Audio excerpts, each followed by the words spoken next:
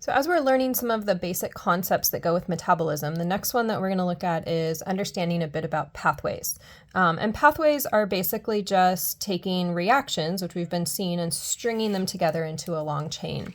And so we want to recognize on a diagram like this one, where we're looking at metabolism, that maybe an arrow means I just go through hydrolysis, but maybe an arrow here, which is the glycolysis pathway, this might be 10 steps, okay? Or citric acid cycle is going to be multiple steps. So just because it looks simple like one arrow, it might actually be a complex pathway. And a pathway means that there's lots of chances to regulate this, to turn it on, turn it off, speed it up. And so that's what we want to talk about, is some vocabulary having to do with metabolic pathways. And we've got some good vocabulary here. So far, everything we've been looking at is what we would call catabolism. And so catabolism is breaking things down. If we are breaking glucose down, so going from 6 carbons into 3 carbon chunks as pyruvate, then that is catabolism because I'm breaking down.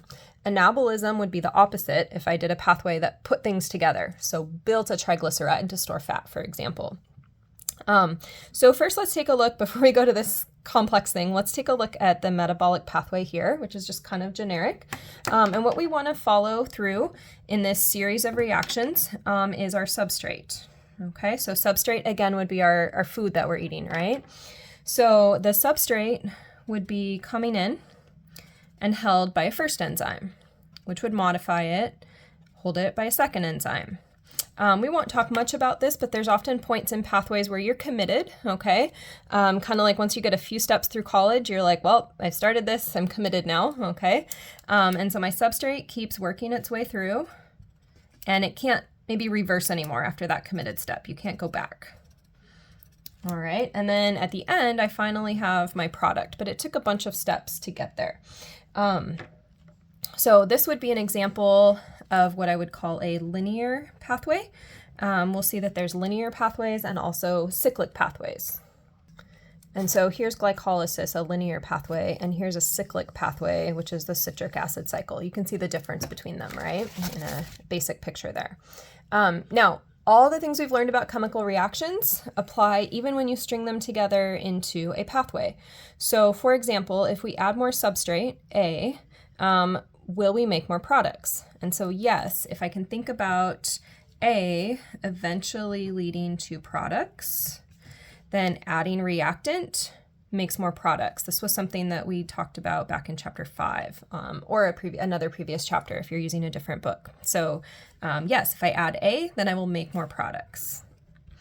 How about if I have more final products? So that was G here, it's saying. So if I have this reaction, even though it's not shown here, at most of the steps, aside from maybe committed step, this is an equilibrium reaction. So if I add more G products, that starts to build up, that's going to cause my reaction to shift left or towards the reactants.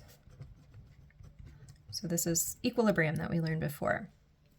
If we use up G, say I'm using up energy because I'm out running or something, if I'm using that up, these are gone, then I'm going to shift to the right. I need to make more products, okay? So shift right, and I'm going to make more products.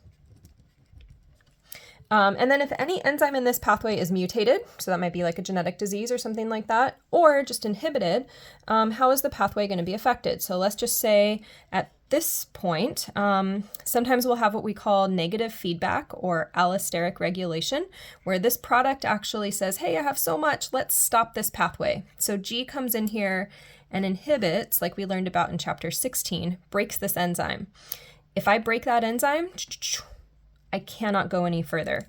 So we're going to either slow down if it's a mild inhibition or stop the pathway if I have either a mutation here or an inhibition. And remember, most of those inhibitors, especially if we're talking about metabolism, those inhibitors can join and then leave. They're only held in by intermolecular forces.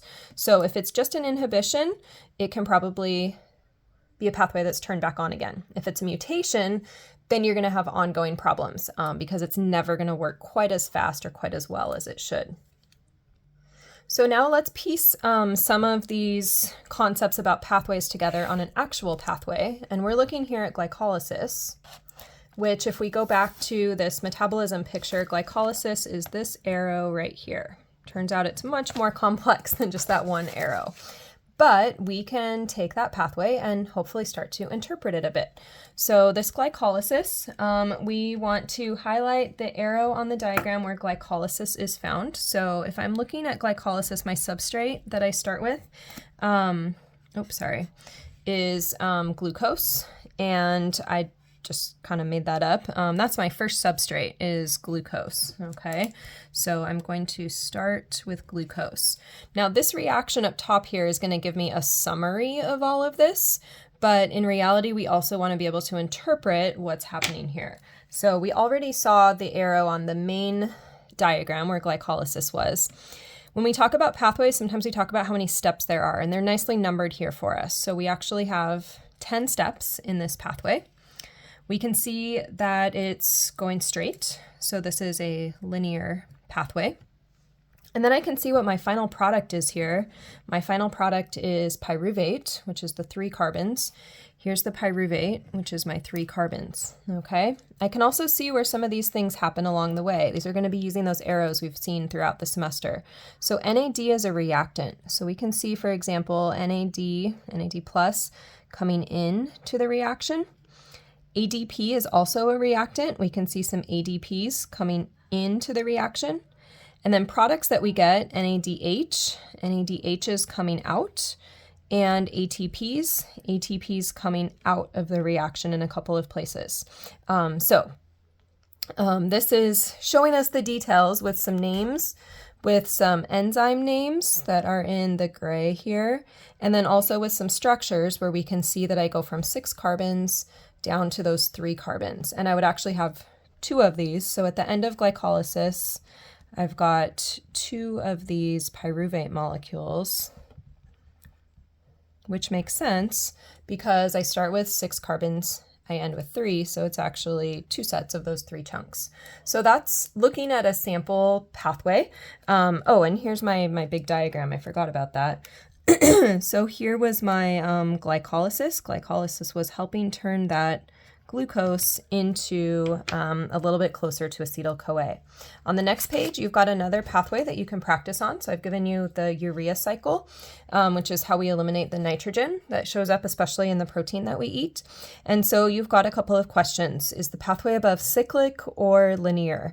And you can get a sense, here's the pathway that I'm looking at, is this circle here. So you can get a sense of that. And then other questions, just basically ask you to interpret the picture. In this picture, I would think about these molecules as being the substrates, and then these little gray things, those are the enzymes that are helping to catalyze. And then I can see some chemicals, ammonium, and then urea. So this is good practice to kind of do what we did here and just look for, hey, where are the enzymes, where are the substrates, what's going on here? Let's see. And so we answered all of those. The final product was pyruvate. So do some practice, and then we'll be ready to start putting more details to this.